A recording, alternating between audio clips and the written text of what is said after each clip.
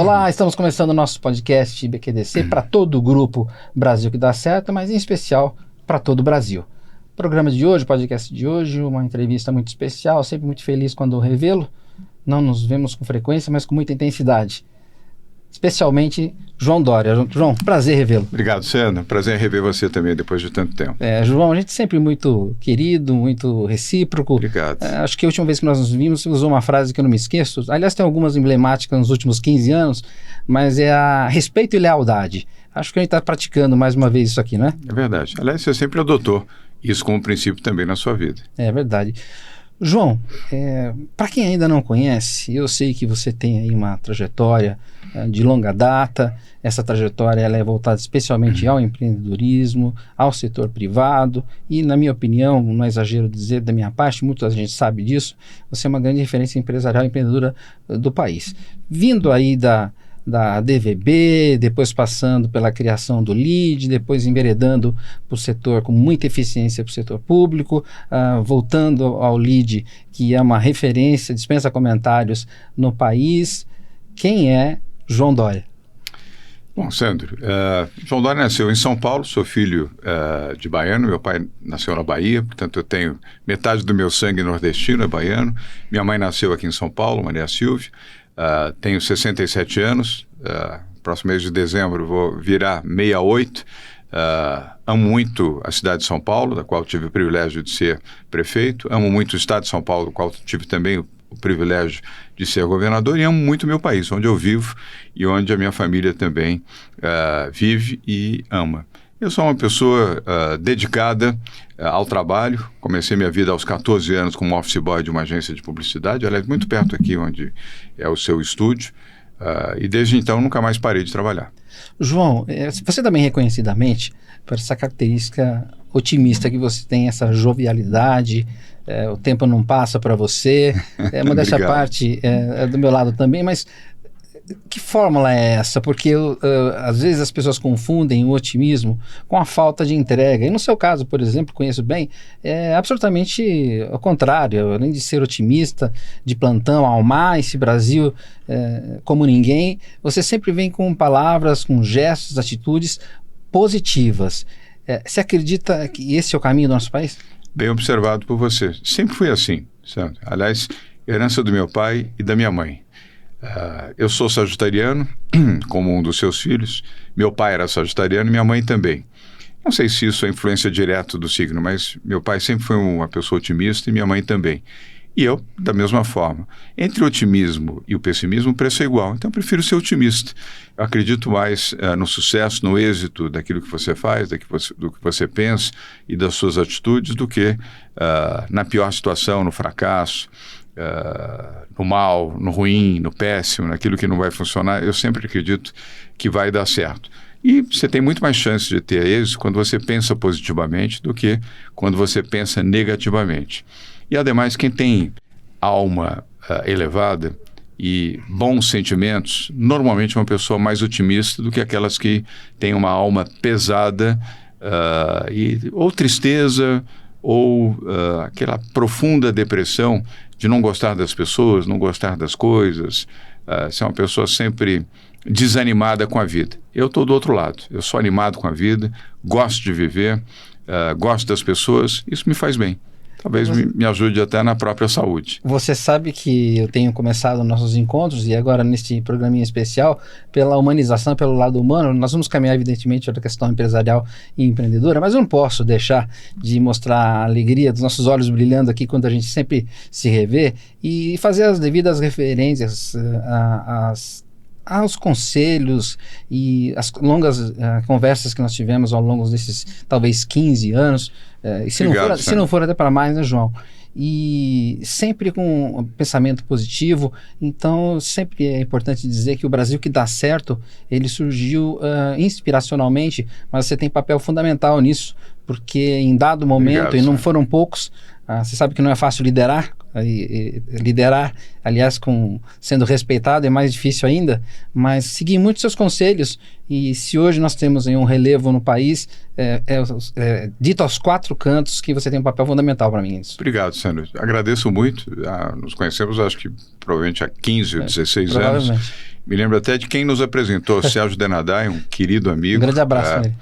Ele está morando hoje mais tempo na Bahia, em Trancoso, do que aqui, mas eu me lembro quando ele nos apresentou em Santo André. Exatamente. Onde era a base do Sérgio, aliás, a sua empresa, a empresa da qual ele é acionista, embora hoje sejam os filhos que cuidem, e quando ele me apresentou a você. Portanto, boa história e boa memória. E quando ele me apresentou, eu gosto de estratégias de relacionamentos, você vai se recordar, eu fiz uma revista e você foi capa dessa Isso revista. mesmo. E nessa revista existia lá um questionário de umas 10 perguntas, lições de sucesso. E eu lembro que uma delas, ou a mais importante delas, é a humildade. E para quem ainda, acho pouco provável, não lhe conhece, eu posso categoricamente dizer que a humildade permeia a sua vida. E a humildade, ela é não só uma qualidade, mas também uma estratégia, não é, João? É um sentimento, mais do que uma estratégia, é um sentimento. Porque, independentemente da religião, eu sou católico e aprendi que a humildade é um sentimento de Deus, é um sentimento divino, mas seja quem for, seja qual for a sua religião, a humildade é prova de sabedoria, de grandeza, é um estado de espírito. Quem tem humildade sabe amar, sabe gostar e sabe perdoar. João, caminhando agora um pouco para a questão empresarial, especialmente o lead, conta para a gente um pouco do ecossistema, o crescimento, está em expansão, eu conheço relativamente bem, mas aproveitar esse tempo aqui para a gente entender um pouco mais sobre o lead e essa força, e olha, sem exagero, de novo, na minha opinião, talvez o maior grupo empresarial deste país, né? As pessoas, elas se sentem não só líderes de referências, mas se sentem também muito humanizadas, talvez um pouco por conta do seu DNA, mas explica pra gente o que é o lead e em que fase está. Bem, o lead tem 22 anos de existência, foi fundado por mim.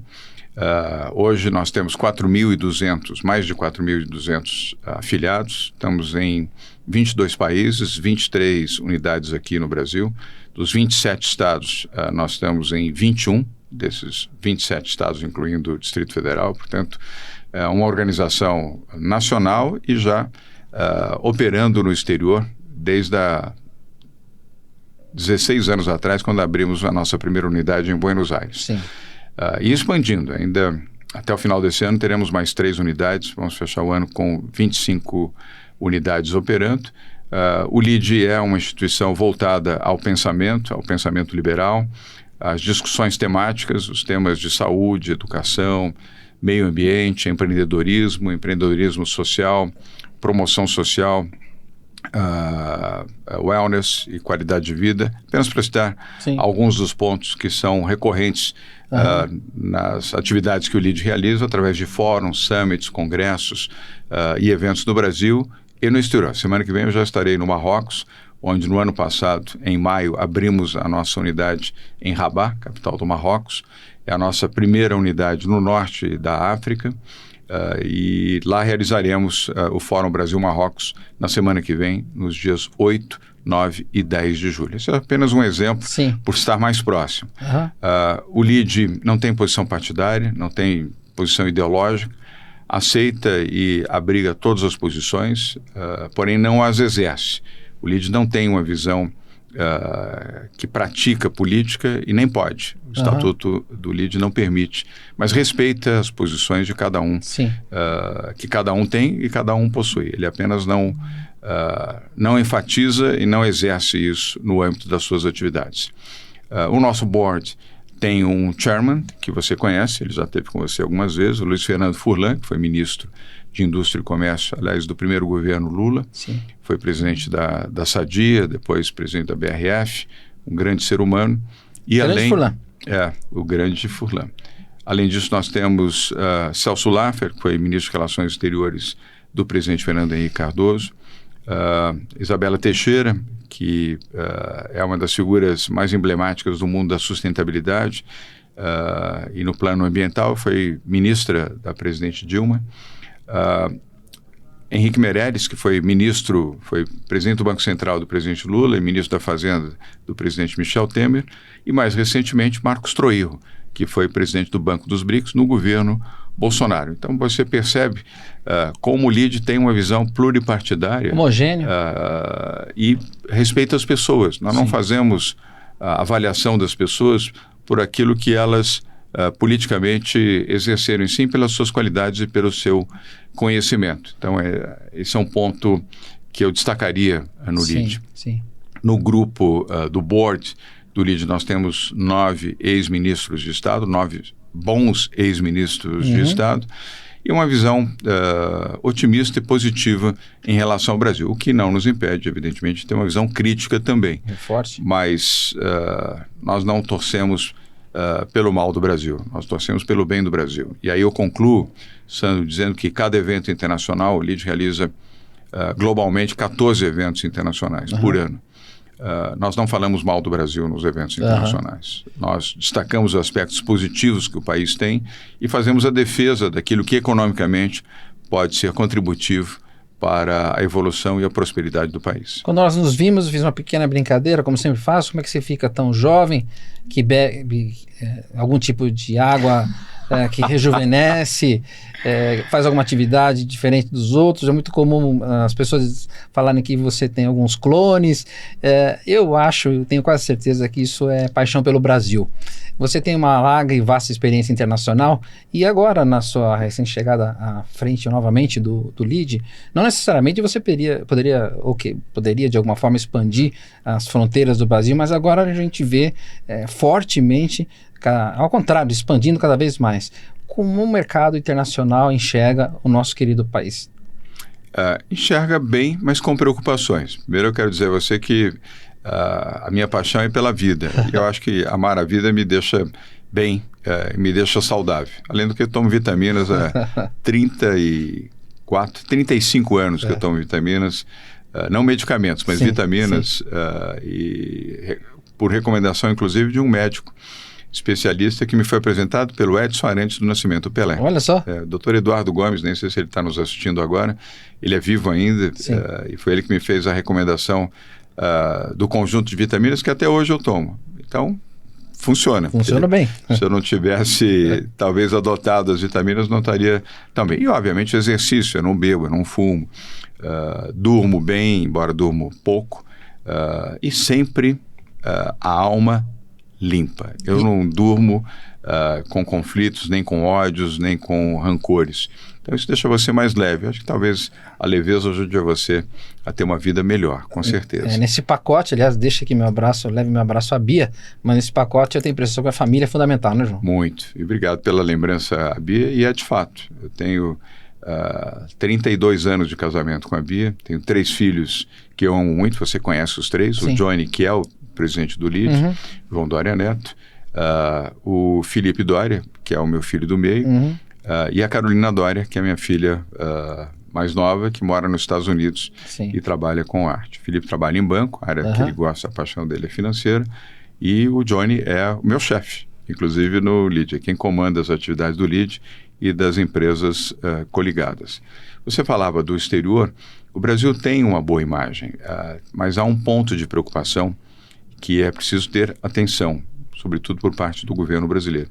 É a questão da segurança jurídica. Há uma preocupação de investidores internacionais que não estão ligados, nem tomam a referência de problemas políticos locais, porque a maioria dos países também tem seus problemas políticos e alterações e comportamentos diferentes em países da Europa, Oriente Médio, das Américas, na Ásia. Isso também acontece.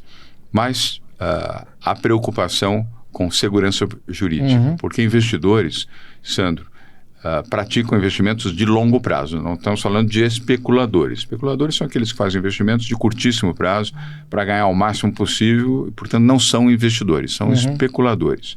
O investidor faz o seu investimento por 10, 15, 20, 30, 50, 60 anos, ele trabalha a longo prazo. E ele não gosta de regras que são modificadas no meio do caminho. Então, esse é um ponto que o Brasil precisa ter atenção e resistir à tentação de querer mudar regras que estão estabelecidas constitucionalmente ou regras que foram estabelecidas historicamente num país e que, mantidas, elas ganham confiança de investidores. Quando elas são objeto de ruptura, elas afastam investidores. João, me permita, deixe-me um comentário político, deixe que eu faça esse pequeno comentário. No mundo empresarial, nós normalmente lidamos com empresas que, aquelas de sucesso especialmente, pensam médio e longo prazo. E olham globalmente, por exemplo, as internacionais, o Brasil, a longo prazo, portanto, por trás de pesquisas e por questões técnicas, principalmente. Voltando para o nosso mundo político, eu já prego há 15 anos aproximadamente, ou um pouco mais que isso, que o político é um servidor, político não pode ser protagonista é o empreendedor e político é coadjuvante. É o povo, é a população. Exatamente. E o político nessa questão é um coadjuvante importante no cenário, mas aí vem a pergunta ao empresário. O que você imagina com essa visão, obviamente, otimista que temos até de DNA, mas realista, do nosso Brasil dos próximos anos? Eu sempre desejo o melhor para o Brasil. Nunca desejei o mal ao Brasil, nem por conta deste ou daquele governo, e nem de vontades políticas. Você tem que desejar o melhor para o seu país, onde você vive, onde vivem seus filhos, sua família, seus amigos. Você não pode desejar mal ao ambiente e ao país onde você vive. E eu acredito muito no Brasil. Óbvio que poderíamos estar numa posição bem melhor do que aqui estamos. Mas ainda poderíamos galgar posições e ter uma situação melhor no país. Um país com dimensões continentais, um povo dedicado, um povo sensível, um povo afetuoso no trato, um país com recursos naturais extraordinários. Vamos promover daqui a alguns meses a COP30 em Belém do Pará. Transição energética, o Brasil é líder mundial. Soluções ambientais, o Brasil é líder mundial.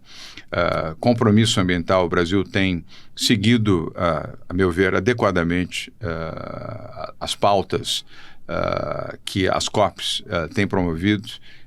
E desde o Acordo de Paris, depois ratificado pelo Acordo de Madrid, independentemente de governos, eu acho que o Brasil tem seguido uma boa linha e espero que, aliás, a COP30 deixe um bom legado para o Brasil e para o mundo. Mesmo com as dificuldades, vamos dizer, físicas de você organizar um evento dessa dimensão numa cidade relativamente pequena, como é Belém do Pará. Eu tive em 2 COPs. As COPs são enormes, levam 17, 18, 20 mil pessoas a um único ponto de referência, que é uma cidade. Então isso eu sei que talvez possa provocar algum sofrimento à cidade de Belém, mas mesmo assim o resultado de legado, a meu ver, será bom para o Brasil e para o mundo. Mesmo que o presidente Trump não envie seus representantes à COP, mas entendo que não só o Brasil está bem preparado, e a preparação está sendo bem feita, mas também os países europeus, o Japão, os países asiáticos, hoje, aderiram aos acordos climáticos, e isso poderá frutificar bem para o Brasil e tá mais um ponto positivo para a imagem do país. Espero.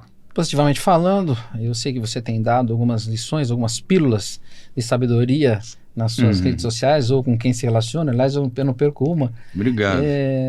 Falar sobre empreendedorismo.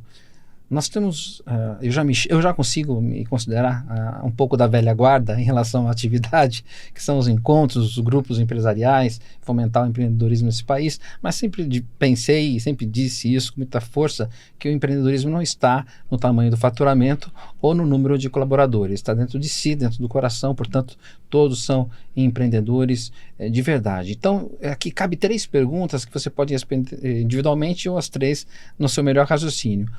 Empreendedorismo, inovação e gestão, que eu sei que você é um craque nesses 3 temas. O que significa isso para você? Bem, eu gosto muito de gestão, sempre me considerei um gestor, fiz isso inclusive na vida pública.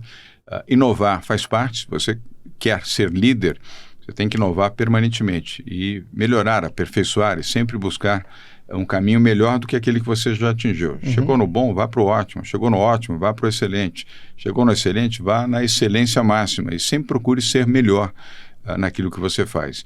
E o empreendedor é aquele que tem uma vocação natural para a atividade empreendedora. Primeiro, que não é individualista. Eu não conheço empreendedor individualista. Ele normalmente tem uma capacidade coletiva de agregar pessoas, agregar sócios, contagiar pessoas e liderar pelo exemplo, não pela força nem pelo dinheiro. E liderar também no empreendedorismo pela boa ideia, pela inovação dessa ideia. Quantos empreendedores surgiram no Brasil nos últimos 2, 3, 4, 5 anos na área digital? Sem dúvida. Centenas, milhares, alguns até que ganharam sucesso internacional num período muito curto, se tornaram milionários com êxito de ideias inovadoras e que hoje são reconhecidos nesse sentido. Vou dar um exemplo aqui. A iFood é um caso clássico, que nasceu pequenininho na cabeça de um empreendedor que agregou outras pessoas e transformou esse negócio num negócio de enorme sucesso. Hoje é uma organização internacional, capital aberto, a sede nem é mais aqui no Brasil, é fora do Brasil, e se tornou uma referência mundial. Nasceu aqui. A iFood nasceu no Brasil, não foi importado nem da China, nem dos Estados Unidos, nem da Europa. Foi uma iniciativa brasileira.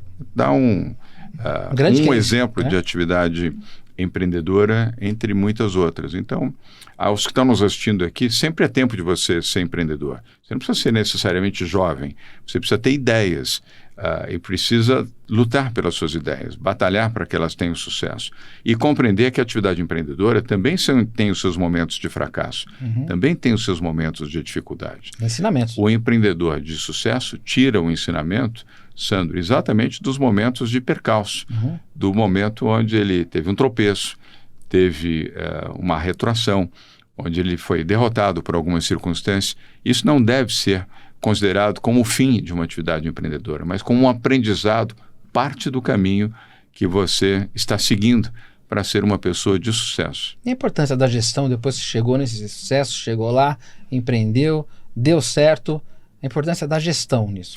Gestão sempre que possível compartilhada. E ao empreendedor que já alcançou esse estágio, um lembrete importante. Só contrate, só tenha pessoas iguais e, se possível, melhores do que você. Não tenha pessoas piores do que você, apenas para você poder mandar, comandar, ou ser adulado pelas pessoas que são incapazes. Coloque pessoas ao seu lado que sejam melhores do que você, se possível, ou no mínimo iguais a você. Porque é aí que você vai ter o seu aprendizado e o seu negócio terá mais chances de prosperar do que ter você apenas absoluto com aquelas pessoas que, pela mediocridade, só tendem a obedecer você e não a lhe apresentar ideias, propostas ou até visões críticas. Eu sei que você compactua também comigo na questão da energia, especialmente a energia positiva. Nos vemos a cada 6 meses e a cada encontro a gente ganha um pouquinho mais de energia recíproca. Então eu tenho certeza que não vai ser diferente no nosso próximo encontro. Eu vou concluindo, chegando ao final do nosso bate-papo, perguntando quais são os seus sonhos de futuro que nós podemos esperar do João Doria para o país, especialmente não só na sua área empresarial, mas você como ser humano. Sandro, primeiro, ao meu país eu desejo o melhor e ao seu povo também. O Brasil merece o seu povo também. Principalmente, talvez pelos maus tratos que receberam ao longo desses anos, o brasileiro mereceria ter momentos melhores e há de ter. E o próprio país também. Eu não abandonei o Brasil, não fui morar fora do Brasil, não condeno quem tomou essa atitude. Cada um faz o seu destino e estabelece aquilo que é melhor para ser feliz. Minha expectativa, do ponto de vista pessoal, é continuar sendo uma pessoa feliz ao lado da Bia, minha esposa, dos meus filhos, futuramente dos meus netos, dos meus amigos. Quem tem amigos e tem família tem tudo, que espiritualmente você pode classificar como mais importante, uma pessoa que sabe respeitar a sua família e sabe preservar e cultivar os seus amigos.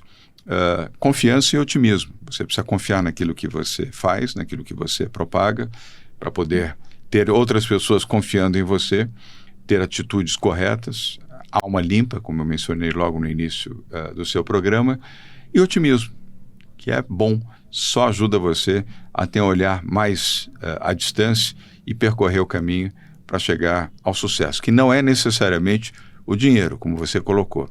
É a satisfação que traz, que você traduz em felicidade. Uma pessoa feliz não é necessariamente uma pessoa rica. Pode até ser, mas não é necessariamente isso. Não é o valor que vai trazer riqueza. É o seu sentimento, é a sua capacidade de comunicação com Deus, a sua capacidade de estar bem com você próprio e respeitar e amar as pessoas que estão ao seu redor. Elegantemente, eu não vou entrar em detalhes minuciosos, mas as nossas gerações passadas e provavelmente nossas gerações futuras não viverão o que aconteceu há pouquíssimos anos atrás, na questão da pandemia. Então aqui Sandro, fundador do Brasil que dá certo, mas amigo pessoal de João Dória, ele diz com todo carinho, com todo respeito, você teve atitude, teve coragem e não podia esperar nada diferente de você. O resultado está aqui, parabéns pelo seu ato, pelo seu gesto, pela forma de conduzir um momento tão delicado da nossa história. Isso aqui é um testemunho verdadeiro e fico extremamente à vontade em te dizer isso. Obrigado, Sandro. Agradeço muito. Ao final dessa nossa entrevista, eu como governador fiz opção pela ciência e pela vida. Eu não fiz opção pela política. Era mais importante defender a vida, defender a vacina, defender as pessoas, do que defender um mandato político. Eu nunca me arrependi disso. Salvamos vidas com a vacina do Butantan. Os algoritmos da Universidade de São Paulo, da USP, da Universidade de Medicina da USP, indicam projeções de que salvamos 480 mil vidas pelo fato de termos trazido e aplicado a vacina. Só lamento que a Anvisa tenha demorado tanto tempo para liberar a vacina, poderíamos ter salvo mais pessoas. Mas você carregar no seu currículo, e eu divido isso com médicos, enfermeiros, cientistas, que ao nosso lado ajudaram a proteger vidas, você carregar no seu currículo que você salvou 480 mil vidas, isso é um legado eterno. E por esse legado eu agradeço também a sua lembrança. Imagina. Obrigado. Eu que agradeço. E para concluir, de fato, João, aproveitando o final da nossa conversa, aproveitando agora a tão famosa época dos cortes, né? Isso na internet viraliza como ninguém. Eu pergunto aqui ao ex-prefeito de São Paulo, ex-governador de São Paulo, grande líder do LIDE, um dos maiores empreendedores desse país, visionário, meu amigo. Obrigado. O que é o seu Brasil que dá certo? É o Brasil daquelas pessoas que, de novo, tem boa alma, bom sentimento. Pratique o bom sentimento. É muito melhor você ser do bem do que ser do mal. Não odeie as pessoas. Cative as pessoas. Seja bom, seja generoso, seja educado. Tenha princípios. Lute pelos seus valores, lute pelas suas ideias. Lute pelo seu país. Cultive uma boa relação com o Brasil. O Brasil dará certo se tantas e quantas pessoas puderem trabalhar por um Brasil melhor. E eu confio nisso. Portanto, desejo aos que nos assistem, que nos acompanham aqui, aos internautas, aos seus telespectadores, e a você também, Sandro, e a sua família, o melhor, como você merece, como certamente todos que estão aqui nos acompanhando merecem também. E se todos estiverem bem, o Brasil estará também bem. Sem dúvida. Nós poderíamos ser algozes, poderíamos ser amigos, optamos em ser amigos, usamos sempre a expressão respeito e lealdade, e é sempre muito bom te ver, e lembrando, claro, que a verdadeira amizade não está na cronologia, ela está na intensidade. Muito bom te receber aqui no podcast. Obrigado, Sandro. Obrigado. Obrigado a você e obrigado aos que nos acompanharam, nos assistiram aqui. Até breve. E terminamos aqui mais um podcast BQDC, podcast Brasil que dá certo, e nos vemos na próxima semana, pessoal. Até lá.